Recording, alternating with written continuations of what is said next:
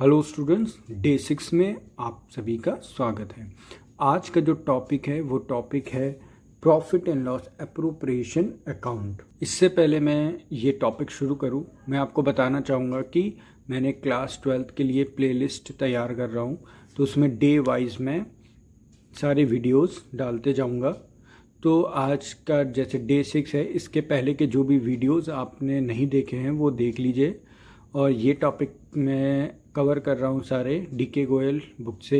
इसका लिंक मैंने नीचे दे रखा है डिस्क्रिप्शन बॉक्स में, आप चाहें तो उससे ऑनलाइन बाय कर सकते हैं। अभी तो लॉकडाउन चल रहा है, लॉकडाउन ओवर होने के बाद आप बाय कर सकते हो या फिर ऑफलाइन भी बाय कर सकते हो। तो चलिए शुरू करते हैं। आज का टॉपिक है profit and loss appropriation account. Profit and loss appropriation account क्या होता है? इसमें हम जो profit and loss account normally बनाते हैं, ये उसी का ही एडिशनल फॉर्म होता है। जो प्रॉफिट एंड लॉस अकाउंट आपने 11th क्लास में सीखा होगा, वही अकाउंट इसमें भी बनता है, but profit and loss appropriation उस अकाउंट के बनाने के बाद एक एडिशनल अकाउंट होता है ये भी profit and loss he account होता है, ठीक है। तो इसको प्रॉफिट एंड लॉस एप्रोप्रिएशन इसलिए बोलते हैं क्योंकि इसमें पार्टनर से रिलेटेड जितने भी खर्चे होते हैं और इनकम होती है वो हम इसमें डालते हैं। ध्यान रखिएगा कि प्रॉफिट एंड लॉस अकाउंट हमेशा फर्म के पॉइंट ऑफ व्यू से बनेगा। ये मैं प्रीवियस वीडियो में भी बता चुका हूँ। फर्म के पॉइंट ऑफ व्यू से बनेगा, यानी फर्म अपने आप में एक पर्सन माना जाता है, यह आपके फर्म के पॉइंट ऑफ व्यू से बनेगा। और फर्म के पॉइंट ऑफ व्यू से, क्योंकि जितने भी अकाउंटिंग हम करते हैं वो फर्म की हो, चाहे कंपनी की हो या किसी और ऑर्गेनाइजेशन की हो, वो उसमें आप जो पार्टनर्स होते हैं, जो मेंबर्स होते हैं, वो सेपरेट माने जाते हैं अकाउंटिंग के पॉइंट ऑफ व्यू से। तो पार्टनरशिप में भी जब हम अकाउंटिंग करेंगे तो फर्म को अलग मानेंगे पर्सन और पार्टनर्स को अलग मानेंगे। तो ये जो फर्म एक बिजनेस है, ये एक अलग पर्सन है, और ये जो पार्टनर्स हैं ABC मान लीजिए पार्टनर्स हैं, तो फर्म एक अलग पर्सन माना जाएगा और ABC अगर पार्टनर हैं या और भी पार्टनर्स हैं वो अलग पर्सन माने जाएंगे, ठीक है। तो हम जो भी अकाउंटिंग करते हैं वो फर्म की यानी अपनी बिजनेस की करते हैं। तो बिजनेस के पॉइंट ऑफ व्यू से हमको ये अकाउंटिंग करनी होती है। तो खर्चे क्या होते हैं? डेबिट होते हैं। तो यहाँ पर पार्टनर से रिलेटेड जो भी खर्चा होगा वो सब यहाँ पर हम देंगे, यानी फर्म पार्टनर्स को सैलरी दे रहा है तो हम खर्चे क्या करते हैं? डेबिट में लिखते हैं ना। तो देखिए डेबिट में क्या किया हुआ है, टू सैलरी ऑफ पार्टनर, यानी पार्टनर की जो भी सैलरी होगी वो हम डेबिट साइड लिखेंगे profit and loss appropriation account के। ये कुछ भी नया नहीं है, जो आप प्रॉफिट एंड लॉस अकाउंट बनाते तो वही है, ये उसी का ही एडिशनल फॉर्म है, ठीक है। तो पहले आप normally profit and loss account तो बनता ही है, उसके जस्ट बाद जैसे ही प्रॉफिट एंड लॉस अकाउंट बन जाएगा तो जो भी प्रॉफिट एंड लॉस अकाउंट में प्रॉफिट या लॉस आता है उसको हम यहाँ पर ट्रांसफ़र करते हैं, ठीक है। ये देखिए यहाँ पे लिखा है ना, by profit and loss, profit transfer from profit and loss account. तो वहाँ से अगर प्रॉफिट है तो प्रॉफिट ट्रांसफ़र होकर इधर आएगा, लॉस है तो ट्रांसफ़र होकर इधर आएगा, ठीक है। तो प्रॉफिट होगा, प्रॉफिट एंड लॉस में अगर प्रॉफिट होगा तो उसका बैलेंस हम यहाँ पर लिखेंगे by profit and loss account, और यहाँ पर प्रॉफिट लिखेंगे, ठीक है। पार्टनर को आप सैलरी दोगे, फर्म यानी सैलरी देगी तो फर्म के लिए खर्चा है तो वो डेबिट होगा। कमीशन मिलता है पार्टनर्स को तो वो भी डेबिट होगा। इंटरेस्ट ऑन पार्टनर्स कैपिटल, तो पार्टनर्स कैपिटल जो होता है उस पर अगर इंटरेस्ट दिया जा रहा है तो वो इंटरेस्ट भी यहाँ पर आएगा। अगर कोई रिजर्व बनाने के लिए कहता है तो आपको रिजर्व बनाना होगा, ठीक है। और यहाँ पर बाय इंटरेस्ट ऑन ड्राइंग, अब देखिए क्रेडिट साइड में ड्राइंग क्यों आया है?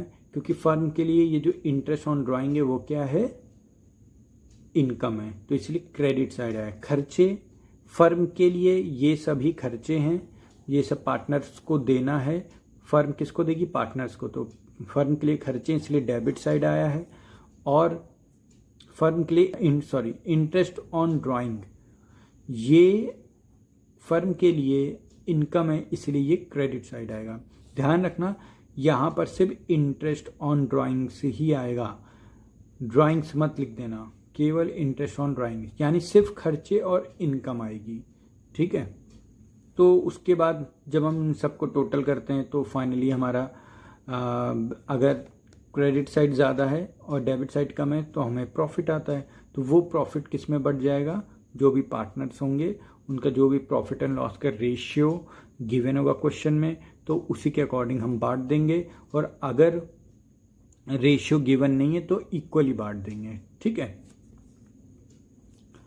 और अगर डेबिट साइड का बैलेंस ज़्यादा है, क्रेडिट साइड का कम है बैलेंस, तो हम क्या करेंगे, उसको यहाँ पर लॉस आ जाएगा। ठीक है, यानी ये जो टू प्रॉफिट ट्रांसफ़र टू लिखा है तो ये इधर आएगा बाय लॉस ट्रांसफ़र टू। ठीक है, फिर कैपिटल्स अकाउंट, ये अभी मैं प्रॉपर आपको पूरा बनाकर दिखाऊंगा, क्वेश्चंस भी कराऊंगा। ठीक है, अभी मैं इसको आपको सिर्फ फॉर्मेट एक्सप्लेन कर रहा हूँ कि ताकि जब मैं आपको कराऊं तो आपको पता हो कि क्या करना है। ठीक है, तो ये अभी मैं आपको सिर्फ फॉर्मेट एक्सप्लेन कर रहा हूँ कि कैसे होता है, तो इसमें ज़्यादा कोई आपको दिमाग लगाने की ज़रूरत नहीं है।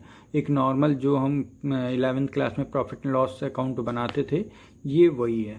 ठीक है, बस इसमें क्या किया है कि पार्टनर से रिलेटेड जितने भी खर्चे इनकम है फर्म के, वो उसने बस एक सेपरेट अकाउंट बनाकर अलग कर दिया। ठीक है, तो ये हो गया आपका profit and loss appropriation account. Students, exams में आपके profit and loss appropriation account बनाने के लिए आ सकता है। अगर अकाउंट बनाने के लिए आता है, यानी ठीक है, profit and loss appropriation account बनाने के लिए आता है, तो आपको ये बनाना होगा। ठीक है, लेकिन कई बार क्या होता है कि वो आपसे जर्नल एंट्रीज पास करने के लिए बोल देता है। तो जर्नल एंट्री पास करने का सबसे आसान तरीका क्या है कि पहले आप ये बना लें। अगर मान लीजिए आपके एग्जाम्स में वो profit and loss appropriation account बनाने के लिए नहीं देता है, लेकिन आपको इसकी जर्नल एंट्री करने के लिए देता है, तो उस केस में भी आप इसको बनाइएगा, और इसको बनाने के बाद मतलब रफ में आप बनाइएगा, और इसको बनाने के बाद जर्नल एंट्री पास करिएगा। क्योंकि अगर आपने इसको बना लिया, इसी को ही देखकर क्या होती है जर्नल एंट्री, आप बहुत आसानी से पास कर सकते हो, कभी भी मिस्टेक नहीं होगी। ठीक है, वो मैं आपको बताऊंगा कि कैसे करना है। तो जर्नल एंट्रीज को लेके आपको बिल्कुल भी परेशान नहीं होना, बहुत ही आसान तरीका बताऊंगा। सो स्टूडेंट्स, जर्नल एंट्री आप तब सीखेगा जब आप इसको बनाना सीख जाएंगे। तो इसलिए जब आपको मैं ये प्रॉपर विद क्वेश्चंस कराऊंगा, और जब आप ये करने लग जाओगे, समझ में आ जाएगा, तब मैं आपको इसकी जर्नल एंट्री पास करना बताऊंगा। सो स्टूडेंट्स, नेक्स्ट वीडियो में मैं आपको इस प्रॉफिट एंड लॉस अप्रोप्रिएशन के रिगार्डिंग क्वेश्चंस कराऊंगा,